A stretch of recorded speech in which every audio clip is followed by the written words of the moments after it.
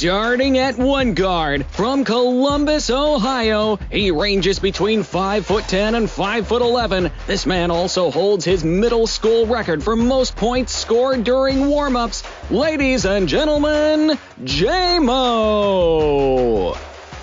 Next up, starting at two guard, he used to protect college quarterbacks. Now he protects your money. Standing at 6 feet tall, representing the land, B.A. Last but not least, the big man in the middle, standing at 6 foot, making his podcast debut and wrecking local Cleveland Rec League basketball games. Ladies and gentlemen, D. Wood. Brought to you by the Embrace the Turn Up Podcast Network. Ladies and gentlemen, boys and girls, welcome back to episode 3 of I-71 Fast Break. We took a little hiatus. We had to, lick up our wounds, stitch up the wounds after the beatdown that the Cavs took in the play-in game. But we're back. D Wood's finally back in the local rec leagues. BA's protected money. I'm here just striping golf balls. I may make an appearance in the PGA Championship coming up. But welcome back to the I-71 Fast Break crew. As always, I'm your host, J-Mo. I'm going to throw a little alley-oop over to my tag team partner, BA. What up, J-Mo? What's going on, everybody? BA's doing good. I'm hanging in there. Can't complain. Just taking it one day at a time, as cliche as I could possibly make my opening lines go. So I will toss the ball right over to my big man in the middle, D Wood. What's going on, brother? What's up, BA? What's up, J-Mo? I'm happy to be back. I've just been enjoying these playoffs. It was actually a pretty exciting first round, so I'm excited to talk about that a little bit more in our predictions. So let's get to it. Yeah, I think before we jump into the NBA playoffs, I think the three of us here and our esteemed producer, the Messiah of the walkouts, as he is now known as, we're all pretty big NFL fans. And last week there was a big NFL draft that happened. I was very happy with my Packers. We didn't draft one, not two, but 3 receivers and signed 2 undrafted free agents. So we got Rodgers some more toys to play with. So we just better hope they can catch passes.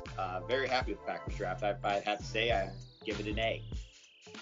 Wow, that's bold, yeah. Considering if you listen to our other podcast, Let Me Book the Territory, at the end of that episode, I thought J-Mo was going to go have a conniption or go fight Mel Kiper himself because they didn't draft a receiver in the first round. So I'm glad to hear things definitely turned around for your Packers, J-Mo. I was scared for you. Yeah, I was very happy with our second round pick of that receiver. So, Good. Yeah. Now, who's the receiver? I'm not following all things Green Bay Packers. Who's the receiver you guys got that you're excited about? His name is Christian Watkins. He's from North Dakota State University. Must be a baller. 6'4", runs a 4.3 40. Yeah, I'll take it. Can't catch the ball. Has the highest drop percentage rate in the draft class. Have fun with that when he drops the ball. Yeah.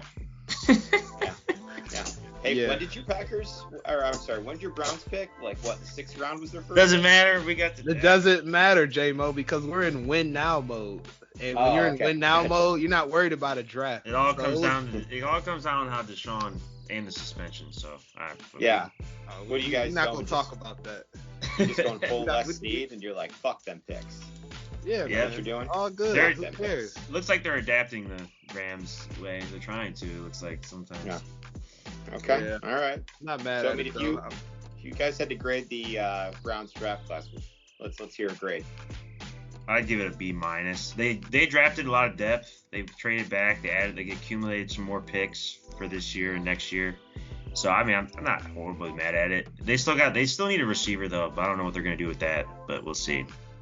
I'll give it a B as well. I'm not gonna go B-. I go more B. It was kind of like, what did you expect them to do? Like, I didn't expect them to come out and shock the world and trade up. Like, everybody kept on speculating them trading into the 2nd round. I'm just like, why? They don't have to. Like, and I'm sure they'll probably grab a receiver like a either an unrestricted free agent or something like that. Somebody, because there's always a guy I feel like in the. I think Will Fuller and Emmanuel Sanders are names you need to look at. it could be Browns. Yeah, I would love Will Fuller. I would love Will Fuller on our team. He just gotta stay healthy, man. I feel just from being a fantasy owner of Will Fuller, Yeah. dude never stays healthy. He's so His best. Healthy. He's got to stay off the devil's lettuce too. We're not gonna talk about that, J-Mo. Hopefully the league legalizes it at some point. The devil's lettuce. What are you, 60? I'll call you church lady. Stay off that devil's lettuce you hear. J-Mo, the church lady over here. Yeah. I mean, BA, the way you're looking, you could probably play slot for the Browns right now. I wish, man. No way in hell. And Dove, producer Dove dropping in a line about me drafting just weed smoking fantasy players. That's a good way to lose a fantasy. So no, I don't do that. Yeah. It's a good way to waste money. I might as well go outside and burn the buy-in money for my leagues if I was doing that. But no, J-Bo's making a comment because I'm wearing a cutoff tonight. Only reason because I'm getting a workout in after this, folks. Usually I don't do that. I usually work out in the morning, but BA's trying to stay consistent. It gets a little tough out here when you got 8 other things going on. But no, BA could not go for the Browns right now. BA would probably have to go into a nursing home of some nature if I was to go out there and try to go and do what I used to do back in the day. Offensive line, like no way in hell. BA just coaches kids. That's what he does. That's how he gives back to the sport. Wow. Yeah. Does BA like also refer to himself in the third person a lot, like you're doing right now, or? Well, BA just does that because BA's talking on a podcast about BA, so that's the reason why. But we'll continue back to first person after BA's done talking about it. All right. I don't normally talk like that. Shout out to BA. So one last thing about the draft. If you had to give me your biggest steal of the draft, who would it be? Dave, we'll start with you. Biggest steal of the draft, probably Jermaine Johnson to the Jets when they traded back up to 26. I mean, he was a top 15, sometimes top 10 on most big boards. So I think that was a big steal. I really like the Jets draft, and I hate to say it, I really like the Ravens draft. I mean, as far as a steal, I'm not gonna lie, I didn't pay that much in-depth attention to this year's draft. Just as a Browns fan, it felt good to just take a year off and not have to really worry about it. So I wasn't as enthralled into like the deep picks like I normally would be. So I don't got a big steal for you, but I will say, just as a Browns fan, it was nice to kick my feet up for 1 year and not really worry about it, and just worry about my quarterback's lawyers doing their thing. So it's not the Super Bowl around here anymore. It's nice. Right, exactly. Nice. It's very beautiful. Nice. What about you, J-Mo? Who do you think's the biggest steal? I'd have to say Malik Willis to the Titans in the third. I think he got drafted third round? Third round's correct. Yeah. I mean, listen, I understand that kid went to Liberty College, and everyone's like, "Where's Liberty College?" But if you remember correctly, this dude gave Ole Miss fits when they played him back-to-back years.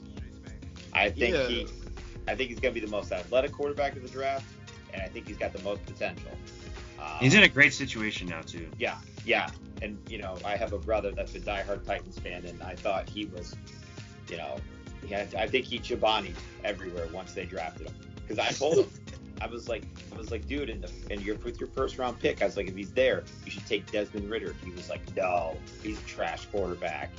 And then, Malik Willis kept falling, and I was like, that's a great situation because next year the Titans can get out of that big Ryan Tannehill contract. Yeah. Sit him for a whole year, let him learn. I think he's in a great spot. Great coach too. Yeah. I think that kid does look good. Yeah. By the way, I will say. Oh, go ahead, Bia. Go ahead. No, you're fine. I was gonna say because everybody hates the small school kids, man. If you see a small school kid getting drafted high, don't be afraid of them, man. These kids, these NFL scouts, there's a ton of them out here, and they're paid to go and scour talent on every level. So don't be afraid of the small time school kids. That's all I wanted to get in, J-Mo. But sorry to cut you off there.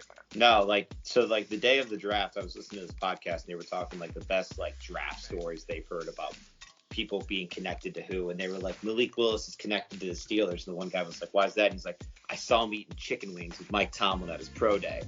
Racist. I was like, racist. Whoa. That was A, racist, and B, that may be the dumbest draft connection I've ever heard, because somebody was eating some. Yeah. So it was something along those lines. But yeah, that was interesting. But to kind of segue, I know you guys aren't big hockey fans, but I'm a huge NHL fan, especially with my Columbus Blue Jackets down here in Columbus, even though we didn't make the playoffs this year. I'm a big proponent of the Stanley Cup playoffs. I look at it this way: you play 4 series, and each one of these series is like it's great talent. Like, don't get me wrong, I love the NBA playoffs as well. But there are some times in the NBA playoffs where, your 1, 2, and 3 seeds are the best teams, and everyone else just kind of limps into the playoffs. I feel with the NHL playoffs, you get the best every night. I mean, and also, what other sport, after a game is over, after the series is over, do you get the 2 teams just lined up at center ice and just shaking hands after each series? I honestly, I think it's one of the greatest traditions of playoffs. I could speak, J-Mo, because I just disclaimer, not a hockey fan at all. But I will say, from my time in college, when I was not forced, but one of my buddies that was real cool. It was the GM of his uncle was the GM of the Anaheim Ducks at the time, and we got to go watch the Ducks play the Blue Jackets. So that was like my first ever time going to a hockey game in person. Fun as hell, great fucking experience. I love going, like, because there was fights. Beer was flowing the whole time. Like, that's all I need. And then it's food. Like, what more do you need from a sporting event? So watching it in person is awesome. Watching it on TV, I didn't start doing that until I had one of my close buddies, big Buffalo Sabres fan, that I went to school with. And Poor at guy. the time, yeah, exactly. Right now, yeah, but at the time, this is when they were really good. Okay. And they were competitive. I want to say like 2007, 2008. And he would watch those playoff series. He would like stop everything. Like, this is when we were going crazy for the Cavs and stuff like that, when LeBron's first run. And all of a sudden, I'm like, wow, this playoff hockey is pretty serious. I sat down and watched a couple games. So I have to, as somebody from that complete outside that's peeked in a little bit, J-Mo, I have to agree with you. It is a whole different vibe watching NHL playoff hockey. And the 2K games are fun too. I played those as well. The 2K NHL 2K games are pretty entertaining too. Yeah. So Dave, if I know you're not a hockey guy, so BA and I will explain. It's a sport they play on ice with a frozen puck. All I know is Sidney Crosby and Alex Ovechkin. That's about all I got for you. Yeah. What about have you ever been to a Lake Erie Monsters game, D-Wood? No, I have never been to a hockey game. I've always been told that they're really fun, so I definitely want to like go to one eventually, but I've never been to one in person. Dave, the company we work for, he gives away tickets to Monsters games all the time. Oh, really? Just handing out free tickets. And not only that, companies I've worked for previously would be handing those things out like they were like free tickets to the Jay-Z concerts back in the day when presidential elections were coming up, and they would just, hey, free Jay-Z concert, let's go. Then that's how they used to hand out them tickets. I will say though, when you because I used to go, me and my wife used to go to those games all the time. It was just producer Dub know what I'm talking about with those concerts. Yes, sir. He was there as well. So as far as the Lake Erie Monsters games though, they're a nice, fun way to, like, if you just like sporting events, it's cheap food. Typically, they usually have like dollar dog nights, or I don't think they do anything around beer because of 10-cent beer night. Well, someday we'll get into the Cleveland history around that type of stuff.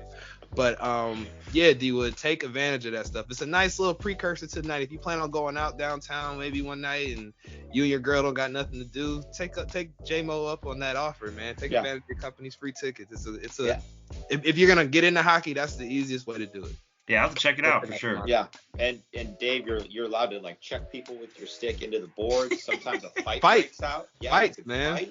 I mean, I've watched probably like one hockey game ever. I think it was because my roommate, good friend of mine, roommate in college, good friend of mine now still, he's from Pittsburgh, so he's a Pittsburgh Penguins fan. Fuck the Penguins. About the Red Wings, we like them, J-Mo? No, fuck them too.